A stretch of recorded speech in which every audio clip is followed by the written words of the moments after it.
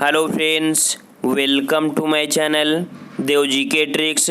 Friends, आज की इस वीडियो में हम लोग 50 इतिहास के महत्वपूर्ण प्रश्नों को सॉल्व करेंगे और हम लोग इतिहास को बिल्कुल सीक्वेंस से पढ़ रहे हैं। लगातार यहाँ पर प्रश्न संख्या से स्टार्ट किए थे 1 से और हम लोग यहाँ पर 295 तक पहुँच चुके हैं और इस वीडियो में हम लोग लगभग 50 प्रश्न और भी सॉल्व करेंगे। तो चलते हैं। यहाँ पर आपका पहला क्वेश्चन यहाँ पर कह रहा है, शक संवत कब प्रारंभ किया गया?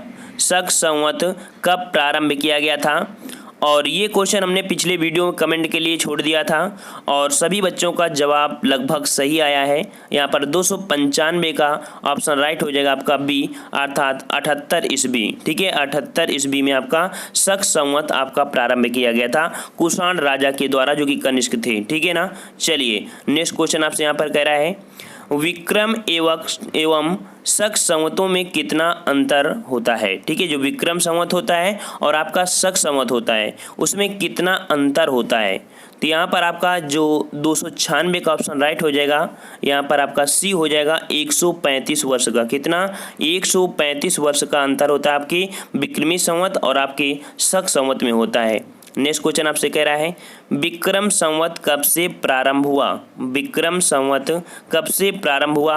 297 का ऑप्शन राइट आपका बी हो जाएगा। 57 ईस्वी पूर्व में आपका विक्रम संवत आपका प्रारंभ हुआ था। नेक्स्ट क्वेश्चन आपसे कह रहा है, अश्वघोष किसका समकालीन था? जो अश्वघोष थे वो किसके समकालीन थे? ये थे आपके जो कि ऑप्शन सी कनिष्क के शासनकाल में थे। ठीक है, इनके समकालीन आपके थे अश्वघोष। नेक्स्ट कह रहा है आपसे यहाँ पर कि निम्नलिखित में से कौन एक कनिष्क के दरबार से संबंधित नहीं थे?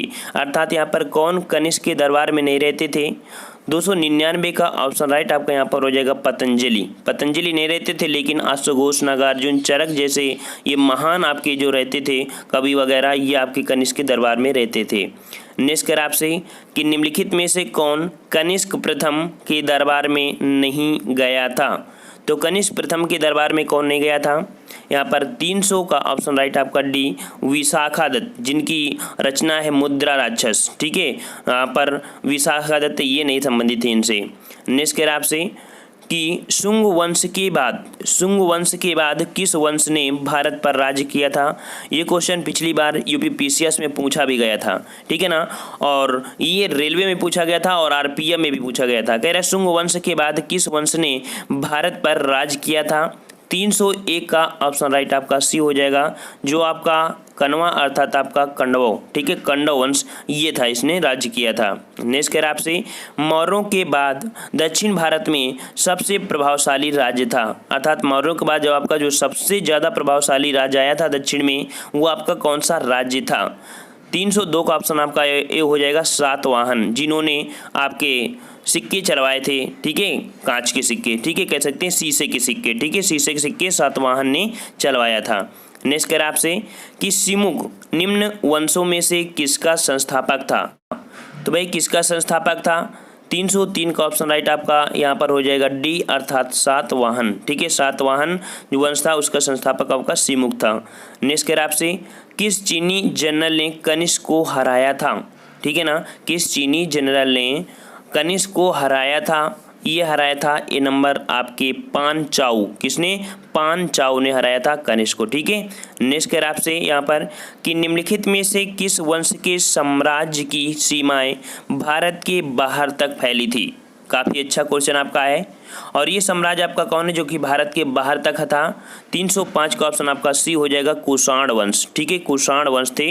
और कुषाण वंश एक लिए और भी जाना जाता है कि शुद्ध सोने के सिक्के जो आपके थे वो कुषाण वंश के एक शासक थे भीमकटपिशिस, उन्होंने ही चलवाया था। ठीक है ना। और महान शासक अगर देखा जाए कुषाण वंश के, तो अभी हमने बताया था कनिष्क थे, और जिनके कनिष्क के दरबार में ये कह सकते हैं कनिष्क के समय में चौथी बौद्ध संगीति भी हुई थी।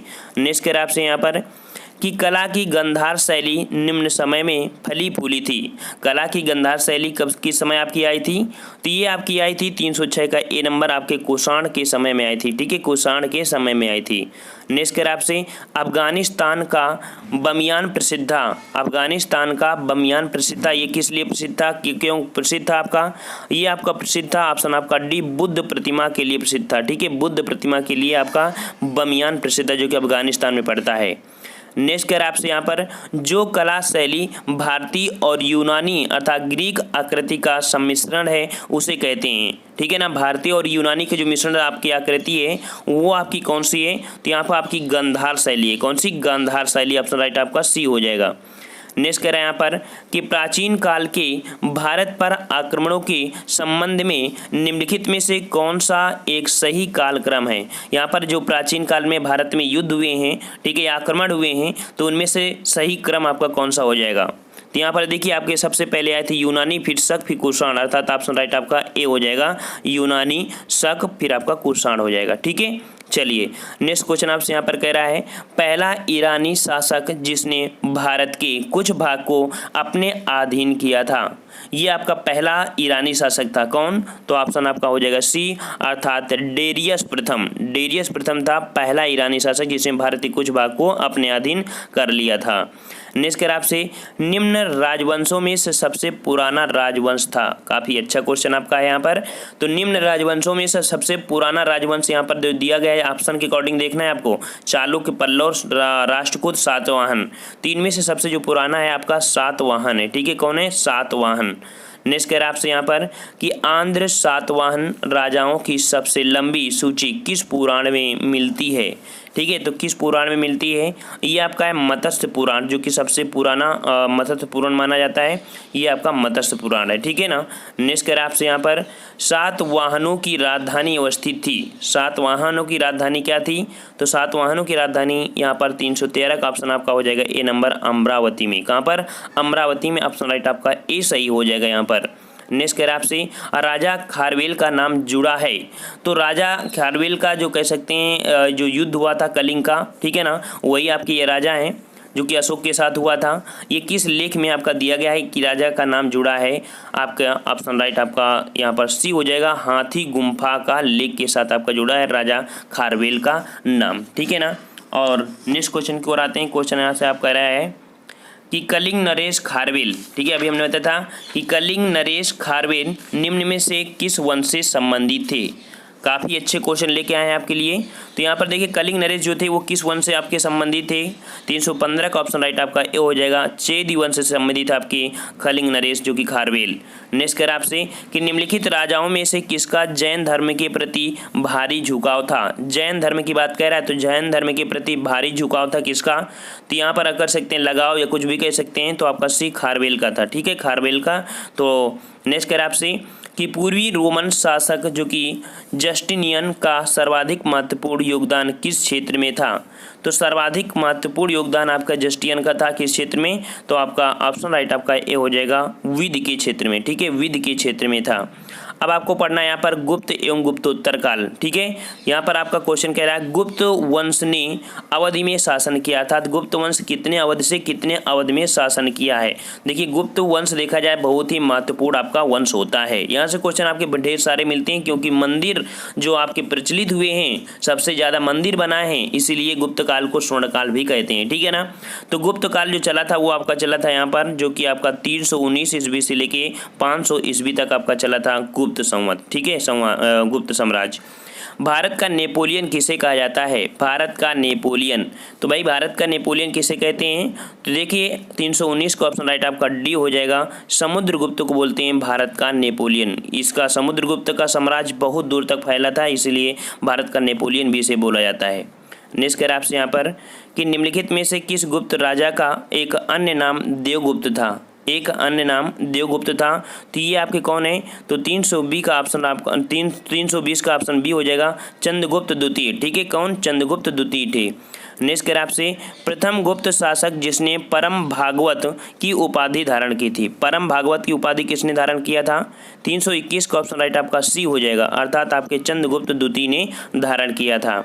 नेक्स्ट कह रहा है आपसे यहाँ पर इलाहाबाद स्तंभ अभिलेख निम्नलिखित में से किस एक से संबंधित है। जो आपका इलाहाबाद स्तंभ है वो किससे संबंधित है? ऑप्शन राइट आपका यहाँ पर डी हो जाएगा, समुद्रगुप्त से संबंधित है।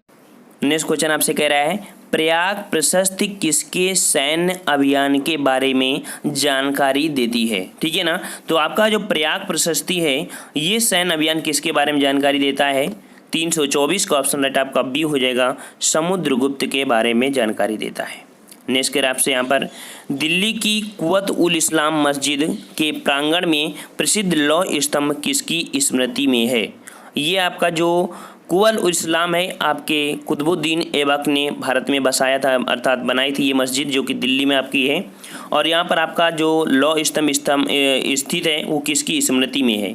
325 का ऑप्शन राइट आपका यहाँ पर हो जाएगा बी, अर्थात चंद्र। ठीक है, किससे? चंद्र से संबंधित है आपका। नेक्स्ट करें आपसे, कौन सा राजवंश हूणों के आक्रमण से अत्यंत विचलित हुआ था? हूणों ने आक्रमण किया था यहाँ पर, हूणों को मलिच्छ कहा जाता है। काफ़ी दिनों तक ये स्नान नहीं करते थे, इसलिए मलिच्छ के नाम से भी जानते हैं। तो ये राजवंश जो हूणों के आक्रमण से अत्यंत विचलित हो चुका था, ये आपका कौन सा है? तो ऑप्शन आपका यहाँ पर सी हो जाएगा, गुप्त वंश। ठीक है, गुप्त वंश 326 का ऑप्शन सी हो जाएगा। नेक्स्ट कह रहे हैं आपसे यहाँ पर, हूणों ने भारत पर आक्रमण किया था। हूणों ने भारत पर आक्रमण किया था, कब किया था? यहाँ पर देख सकते हैं 327 का ऑप्शन आपका सी, स्कंदगुप्त के शासनकाल में किया था, स्कंदगुप्त के शासनकाल में। नेक्स्ट करें आपसे, निम्नलिखित में से किस गुप्त शासक ने हूणों पर विजय प्राप्त किया था? तो हूणों पर विजय किसने प्राप्त किया था? यहाँ पर 328 का ऑप्शन राइट आपका सी, स्कंदगुप्त ने प्राप्त की थी। ठीक है, स्कंदगुप्त। नेक्स्ट करें आपसे, शक विजेता किसे जाना जाता है? शक विजेता किसे जाना जाता है? यहाँ पर ऑप्शन राइट आपका यहाँ कौन हो जाएगा? 329 का ऑप्शन आपका सी, अर्थात चंद्रगुप्त द्वितीय है, जिसे शक विजेता के नाम से भी जाना जाता है। नेक्स्ट करें आपसे, गुप्त काल में उत्तर भारतीय व्यापार निम्नलिखित में से किस एक पत्तन से संचालित होता था? एक गुप्त काल की बात है और भारतीय व्यापार जो होता था वो किस पत्तन से संचालित होता था? 330 का ऑप्शन राइट यहाँ पर आपका ए हो जाएगा, ताम्रलिप्ति। ठीक है, ताम्रलिप्ति था। नेक्स्ट करें आपसे कि गुप्त काल में गुजरात, बंगाल, दक्कन एवं तमिल राष्ट्र में स्थित केंद्र किससे संबंधित थे? ये आपके जो केंद्र संबंधित थे, ठीक है ना, तो ये आपके ए नंबर आपका है, वस्त्र उत्पादन से संबंधित है। ठीक है, वस्त्र उत्पादन से संबंधित है। नेक्स्ट करें आपसे कि निम्नलिखित में से कौन गुप्त काल में अपनी आयुर्विज्ञान विषयक रचना के लिए जाना जाता था? तो आयुर्विज्ञान विषयक रचना के लिए कौन जाना गया? 332 का ऑप्शन राइट आपका डी, अर्थात जो आपके सुश्रुत थे। ठीक है, सुश्रुत ये आपके गुप्त काल में आयुर्वेद से संबंधित आपके जाने जाते थे। ठीक है ना, यहाँ पर 332 का कौन हुआ? आपका डी नंबर हुआ। ठीक है, और नेक्स्ट क्वेश्चन को आते हैं। क्वेश्चन आपसे यहाँ पर कह रहा है कि निम्नलिखित में से किसका प्राचीन भारत कि आयुर्वेद शास्त्र से संबंध नहीं है? ये प्राचीन भारत में जो कि आयुर्वेद शास्त्र से संबंधित नहीं है, ये आपका कौन है? 333 का ऑप्शन आपका यहाँ पर बी, भास्कराचार्य। भास्कराचार्य का नहीं है, लेकिन धर्मांतर जो गुप्त काल में काफ़ी महत्वपूर्ण थे आपके, चरक भी और श्रुत। चलिए नेक्स्ट क्वेश्चन की ओर। क्वेश्चन आपसे कह रहा है कि चंद्रगुप्त के 9 रत्नों में से निम्न में से कौन फलिक ज्योति से संबंधित था? फलित ज्योति से संबंधित था, यह आपके कौन नवरत्न थे? तो 334 का ऑप्शन राइट आपका सी, अर्थात आपका पच्छड़क थे आपके। नेक्स्ट करें आपसे, कालिदास किसके शासनकाल में थे? कालिदास। ठीक है, तो कालिदास जो कि महान कवि आपके हैं, तो कालिदास ये शासनकाल में किसके थे? ऑप्शन राइट आपका यहाँ पर हो जाएगा, चंद्रगुप्त सेकंड के दरबार पे थे। ठीक है, नेक्स्ट कह रहे हैं आपसे, अधोलिखित में कौन गुप्तकालीन स्वर्ण मुद्रा है? गुप्तकालीन स्वर्ण मुद्रा 336 का ऑप्शन आपका बी, दीनार। ठीक है, दीनार थी। इस समय जो गुप्तकालीन स्वर्ण मुद्रा हुआ करती थी उसे दीनार कहा करते थे। ठीक है, दीनार। नेक्स्ट कर आपसे, गुप्तकालीन रजत मुद्राओं का नाम दिया गया। ये भी क्वेश्चन पिछली बार आपका पीसीएस में आया था। ठीक, गुप्तकालीन रजत मुद्राओं का नाम दिया गया, क्या नाम दिया गया था? तो ऑप्शन आपका सी, रूपक बोला जाता है। ठीक है, रूपक। ठीक है, छोटे छोटे क्वेश्चन आपके काफ़ी महत्वपूर्ण होते हैं। काफ़ी बच्चे इनके बारे में नहीं समझते हैं और बाद में गलतियाँ हो जाती हैं, सोचते नहीं बहुत ईजी है। ईजी नहीं है, हर एक क्वेश्चन एक नंबर का होता है, चाहे ईजी हो चाहे आपका कठिन हो। ठीक है, नेक्स्ट करें, निम्नलिखित में से किस गुप्त शासक ने सर्वप्रथम सिक्के जारी किए थे? सर्वप्रथम सिक्के किस शासक ने जारी किया था? काफ़ी महत्वपूर्ण है आपका ये क्वेश्चन। 328 का ऑप्शन राइट आपका यहाँ पर कौन सा हो जाएगा? ए नंबर, अर्थात चंद्रगुप्त प्रथम ने जारी किया था। ठीक है, चलिए नेक्स्ट क्वेश्चन आपसे यहाँ पर कह रहा है, गुप्त काल में लिखित संस्कृत नाटकों में स्त्री और शूद्र बोलते थे। ठीक है, तो ये आपके जो बोलते थे कौन सी भाषा बोलते थे? ये भाषा बोलते थे आपके प्राकृत भाषा। क्या? प्राकृत भाषा बोलते थे। नेक्स्ट कर आपसे, बाल विवाह की प्रथा आरंभ हुई थी। बहुत ही महत्वपूर्ण क्वेश्चन आपका है। बाल विवाह की प्रथा आरंभ हुई थी, ये किस काल में आपकी आरंभ हुई थी? बाल विवाह ठीक है। तो 340 का ऑप्शन राइट आपका बी हो जाएगा, कुषाण काल में हुई थी। ठीक है, काफ़ी महत्वपूर्ण है, किसी से भी क्वेश्चन पूछ लेना, जल्दी से बता नहीं पाता है। ठीक है, नेक्स्ट क्वेश्चन को आते हैं। क्वेश्चन आपसे कह रहा है सती प्रथा का प्रथम अभिलेख साक्ष्य प्राप्त हुआ है। तो सती प्रथा का अभिलेख साक्ष्य ये भी बहुत ही महत्वपूर्ण है, और ये अभिलेख किस अभिलेख से प्राप्त हुआ है? तो आपका एरण अभिलेख से प्राप्त हुआ है सती प्रथा का प्रथम अधोलिखित आपका अभिलेख। नेक्स्ट कर आपसे गुप्त संवत की स्थापना किसने की थी? गुप्त संवत की स्थापना किसने की थी? यहाँ पर ये क्वेश्चन हमारा इस वीडियो का अंतिम क्वेश्चन है, और आपको कमेंट करके बताना है कि गुप्त संवत की स्थापना किसने की थी। ऑप्शन ये है चंद्रगुप्त फर्स्ट, श्रीगुप्त, चंद्रगुप्त सेकंड और घटोत्कच। ठीक है, नेक्स्ट पार्ट जो आएगा आपका 342 के बाद आएगा, जो कि एक सीक्वेंस से हमारी हिस्ट्री चल रही है। यहाँ पर आपको गुप्त साम्राज्य भी मिलेंगे अभी, क्योंकि पूरी तरीके से गुप्त साम्राज्य आपका समाप्त नहीं हुआ है। ये वीडियो हमारा छोटा है क्योंकि थोड़े से हमें काम है, इस वजह से जल्दी से वीडियो बना के हमने वहाँ पर अपलोड कर दिया है। और हम लोग मिलते हैं एक नए वीडियो के साथ, जहाँ पर आपको मिलेंगे पूरे 60 से 70 प्रश्नों का टेस्ट। धन्यवाद। जय हिंद, जय भारत।